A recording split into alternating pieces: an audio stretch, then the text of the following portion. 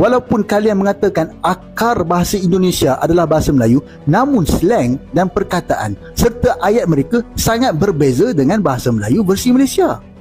Jadi bahasa Melayu versi negara mana yang akan jadi bahasa Melayu kedua ASEAN? Kalau tanya saya lah kan, bahasa Melayu versi Indonesia lebih layak. Sebab apa?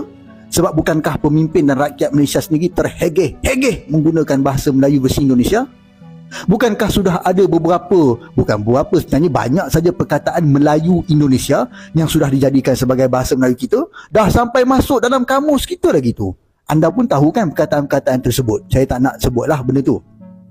Dalam keadaan kita yang menyembah bahasa Melayu versi Indonesia, apa kau ingat kerajaan Indonesia nak bersetuju jadikan bahasa Melayu versi Malaysia sebagai bahasa ASEAN? Memang taklah.